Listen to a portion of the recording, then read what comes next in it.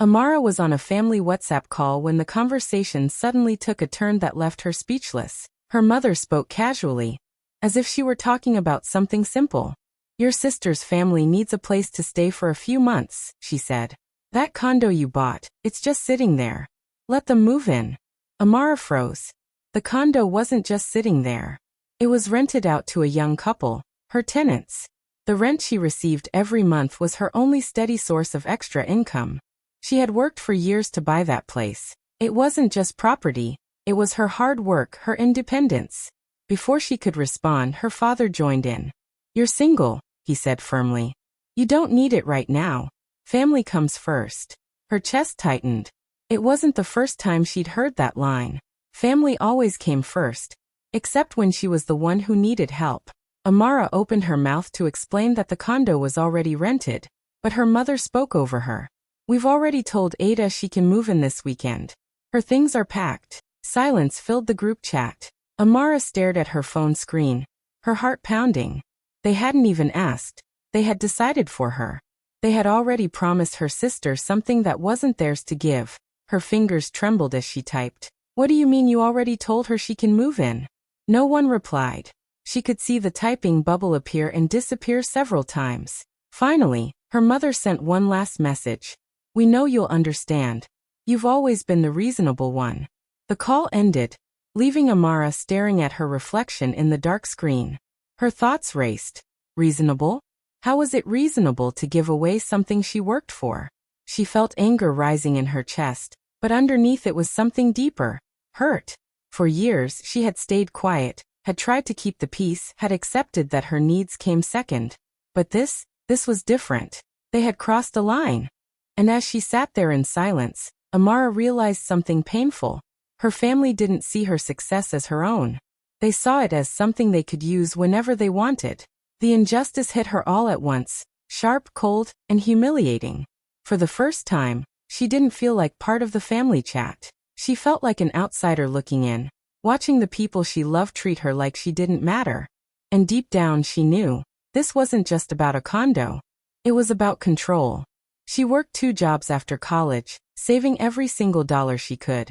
While others spent their weekends relaxing, she spent hers behind a counter or at a desk, counting down the hours until she could go home and rest. Her dream was simple: to own something that was truly hers, not borrowed, not shared, not dependent on anyone else. A place that represented freedom.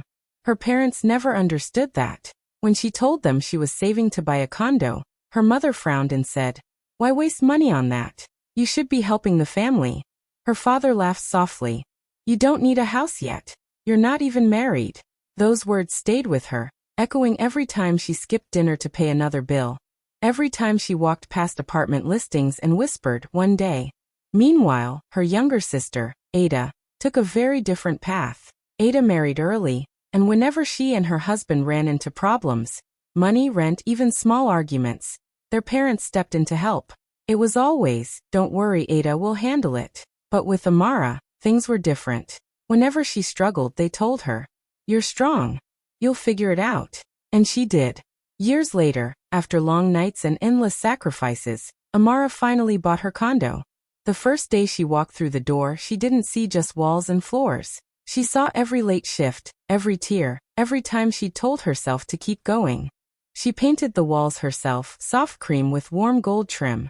She picked every appliance carefully, choosing things she could afford, but that made the place feel special. It wasn't fancy, but it was hers. For the first time in her life, Amara felt proud. But her family didn't see it that way. When they visited, her mother looked around and said, "It's nice but so small." Her father asked, "So when you get married, you'll sell this, right?" They didn't see her achievement. They saw convenience. Now years later, Amara no longer lives there. She rents the condo out to a kind young couple.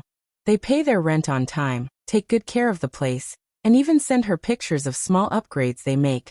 New curtains, a potted plant by the window. That rent money has become her safety net. It covers her emergency expenses, helps her save for the future, and gives her peace of mind.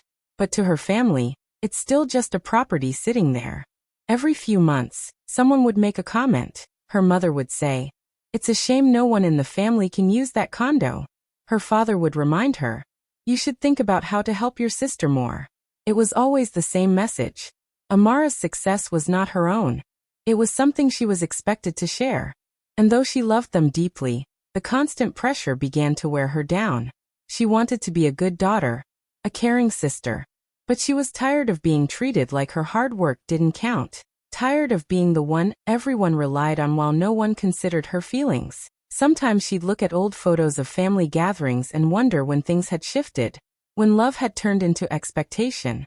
The truth was, Amara didn't want to stop helping her family. She just wanted to be asked, not told.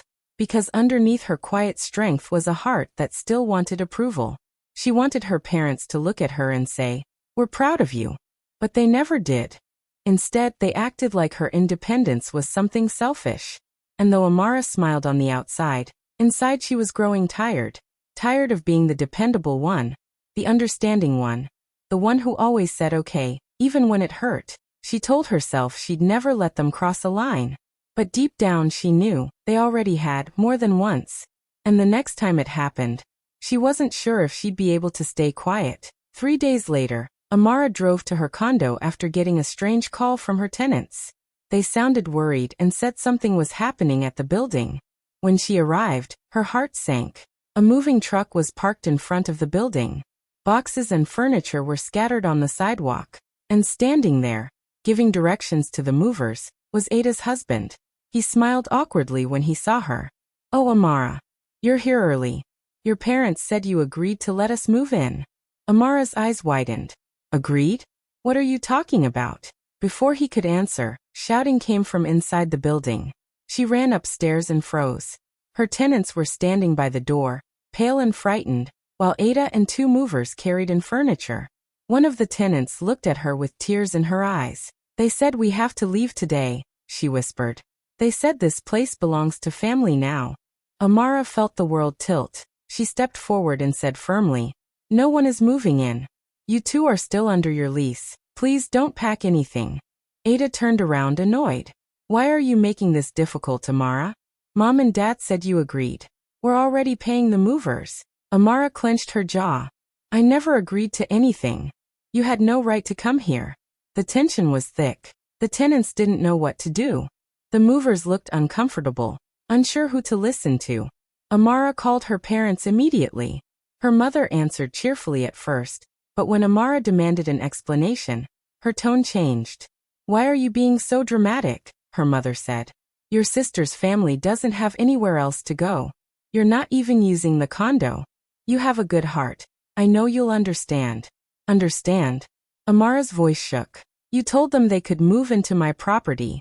You didn't even ask me." Her father's voice came on the line, calm but cold. "You're single, Amara. You don't need it right now. Stop being selfish. Family comes before money." She couldn't believe what she was hearing. "This isn't about money," she said quietly. "This is about respect." Her mother sighed loudly. "We raised you better than this. Your sister is struggling, and you're arguing about a few months of rent." Amara took a deep breath, trying to control her anger. "You don't get to decide what I do with what I worked for. You don't get to make promises using my name." There was silence on the other end. Then her father said sharply, "When we're gone, don't cry for the family that turned away from you." That line cut through her like a knife. Her mother hung up the call. Amara stood there in the hallway, her phone trembling in her hand. Ada looked at her, angry and embarrassed. "I can't believe you'd do this to me in front of everyone," she said. Amara looked at her sister, fighting back tears. "I'm not doing anything to you. I'm just saying no." For a moment no one spoke. The tenants looked at Amara with gratitude and relief as she told the movers to stop and take everything back downstairs. Ada muttered something under her breath, but she didn't argue further. As Amara helped the tenants calm down, she felt the full weight of what had just happened. Her family had crossed a line she never thought they would. They hadn't asked, they had decided for her. That day, as she watched Ada's husband drive away with the moving truck, Amara realized that something had changed forever. Her family no longer saw her as a person with her own life. They saw her as someone they could control. And for the first time, Amara knew she couldn't stay quiet anymore. The family feud explodes. Ada's husband calls Amara the next day, shouting on the phone, You embarrassed us in front of everyone. Do you know how humiliated we looked? The movers were laughing at us because of you. Amara tries to stay calm. You showed up at my property without permission, she says quietly. You had no right to do that. He hangs up on her. Not long after, her parents stop answering her calls. Her messages are seen but never replied to. Days turn into weeks, and the silence becomes heavier than any argument. Then her brother calls. For a moment, Amara feels relief. Maybe he'll understand. But his tone is cold. You really went too far this time, he says. You could have just let Ada stay for a few months. Why do you have to be so stingy? Stingy? Amara repeats, her voice breaking. I worked for that condo. I pay taxes, maintenance, everything. How does that make me stingy? He sighs loudly. You always act like a victim, Amara. You're obsessed with boundaries. Family doesn't need boundaries. She ends the call before he can say more. That night, she lies awake staring at the ceiling, wondering how things became so twisted.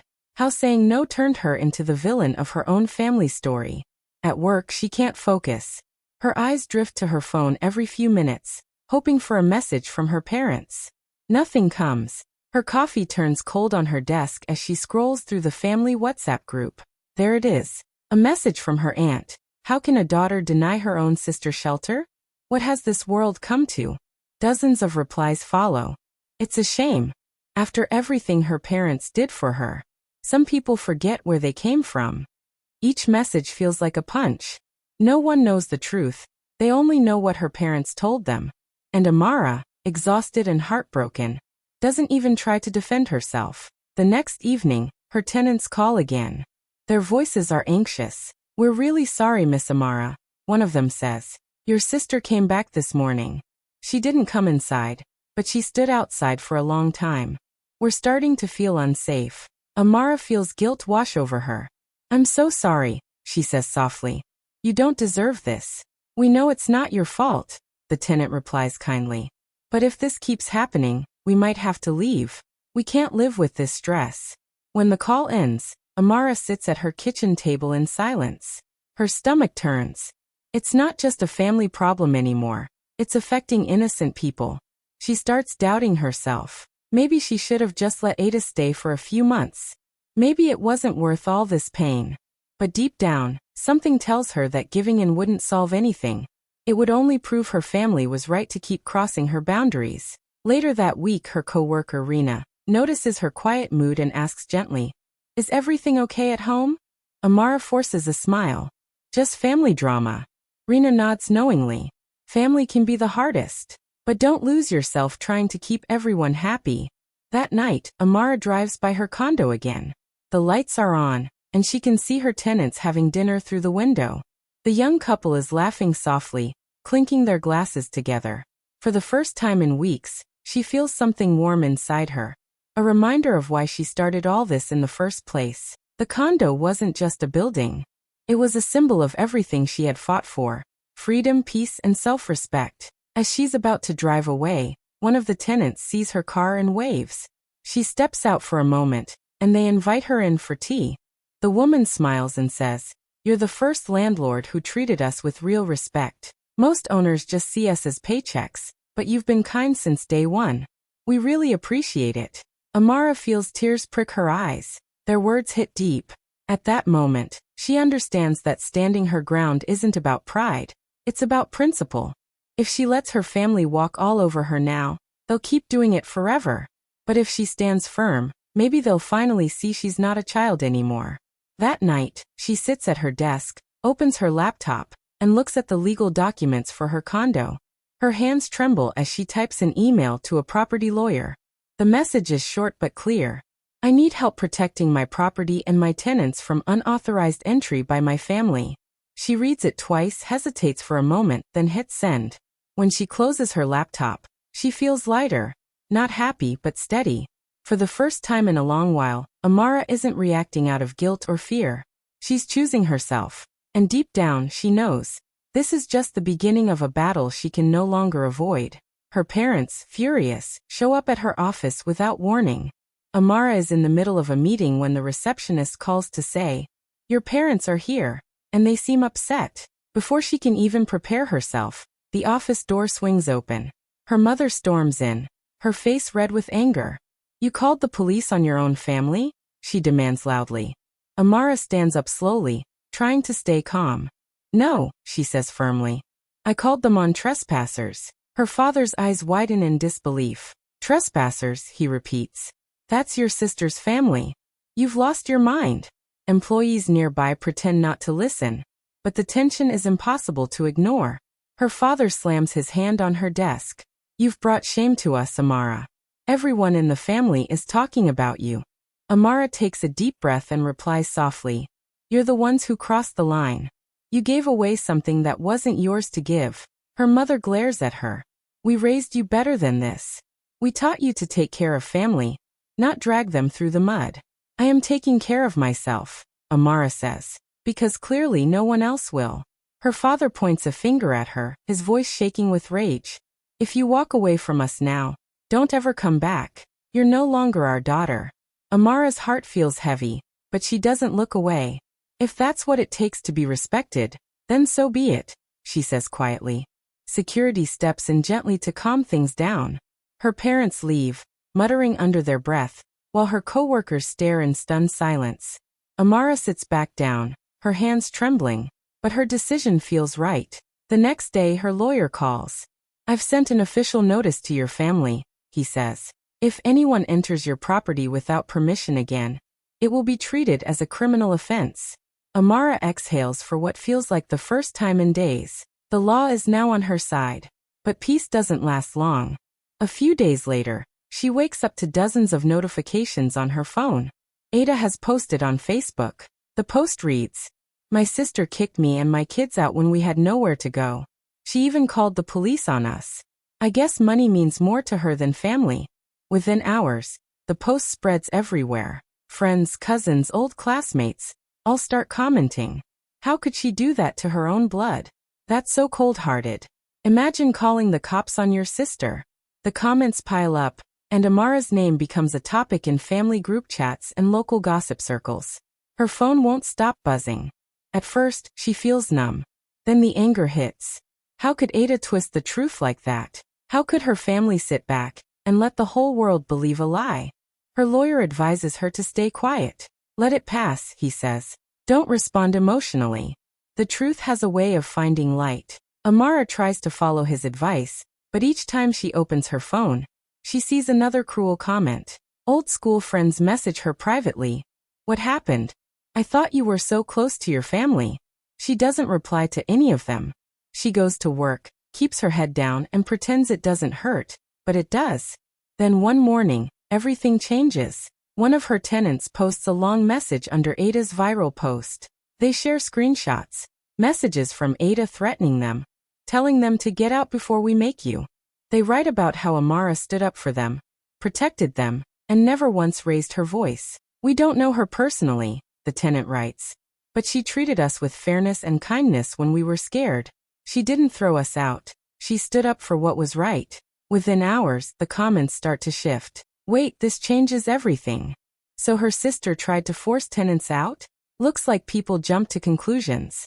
The post Ada made starts losing support. Some people delete their comments. Others apologize publicly. Amara sees it all but says nothing. She doesn't gloat, doesn't post, doesn't defend herself. She simply sits by her window that evening, watching the sun go down. The city hums softly in the distance. For the first time in weeks, she feels peace, not because people finally believe her, but because she no longer needs their approval. She whispers to herself, almost smiling, "I don't have to explain myself anymore." Then she takes a slow, deep breath, steady, calm, and free. Amara's parents don't speak to her for weeks. The silence is heavy, but she doesn't chase after them this time. She goes to work, takes walks in the evening, and focuses on rebuilding her peace. For once, her life feels quiet, and she realizes that quiet doesn't always mean lonely. One evening, her phone rings. The name on the screen makes her freeze, Ada. For a moment, Amara thinks about ignoring it, but something in her heart tells her to answer. When she picks up, Ada's voice is shaky. "Amara," she says softly, "I'm so sorry." Amara doesn't say anything at first. Ada takes a deep breath and continues. My husband lost his job again. We're moving to another state to stay with his cousin. I didn't know how much Mom and Dad pressured you. They made it sound like you didn't care. Amara listens quietly. She can hear the sadness and regret in her sister's voice. I should have asked you directly, Ada continues. I just wanted to believe Mom and Dad were right. I didn't know how unfair it all was until now. Amara sighs. I know they meant well, she says gently. But they crossed a line. And you did too, Ada. There's a pause on the line. Then Ada says through tears, you have every right to be angry. I just wanted to say I'm sorry. Amara's voice softens. I forgive you. I really do. But Ada, she hesitates, choosing her words carefully. Love doesn't mean surrender. I can love my family and still say no. Ada sniffles and says, I understand. When the call ends, Amara feels lighter. Not because everything is fixed, but because the weight of unspoken pain has lifted. A few weeks later, she visits her parents. It's not an emotional reunion. There are no hugs or tears. But something has changed. Her father opens the door, looking older, quieter. Her mother serves tea without saying much. The air between them is filled with things none of them can quite say. Finally, her mother speaks softly. You've changed, she says, not unkindly. Amara looks at her and nods. I had to, she replies. Her father sighs. We just wanted the family to stay together, he says. I know, Amara answers. But keeping the family together shouldn't mean losing myself. The room falls silent again, but this time, it's not tense, it's thoughtful. They don't apologize directly, but she can see it in their eyes. They understand, even if they'll never admit it out loud. Before leaving, Amara stands up and says quietly, I love you both, but I need you to know, I won't let anyone use guilt to control me again. Her mother nods slowly. We know, she says. As Amara walks to her car, she feels a calm strength inside her. She isn't the same daughter who once obeyed to keep the peace. She's a woman who knows her worth, who's learned that saying no isn't cruel. It's necessary. For the first time, she doesn't feel like she's fighting her family. She feels like she's standing beside them, but on her own terms. Months later, Amara visits the condo again. The evening air is calm, and the lights inside the building glow warmly. When she knocks on the door, the tenants greet her with smiles. They're hosting a small dinner and insist she joins them, just for a little while. Inside, the smell of home-cooked food fills the air. There's laughter, the sound of clinking glasses, and the soft music playing in the background. Amara sits at the table, surrounded by warmth and joy. She looks around and sees the walls painted fresh, family photos on the shelves, and plants near the window. The place feels alive, safe, loved, and peaceful. As the tenants thank her for giving them a chance when others wouldn't, Amara feels her heart swell with quiet pride. The condo isn't just her property, it's a symbol of something much bigger. It's proof that strength and kindness can live together. When dinner ends, she steps outside and stands by her car for a moment, looking up at the building one last time. The city hums softly around her, but she feels still, grounded. She whispers to herself, family doesn't end where my boundaries begin. It starts when they're respected. A small smile appears on her face. The pain, the fights, the silence, it all led her here. To peace. To clarity. To her own kind of home. And as she drives away, the reflection of the condo lights in her rearview mirror feels less like an ending and more like a quiet beginning. Hi besties. Two Hearts, thanks so much for watching till the end. If you felt Amara's story, don't forget to like, comment, and subscribe for more powerful stories every week. See you next time. Sparkles.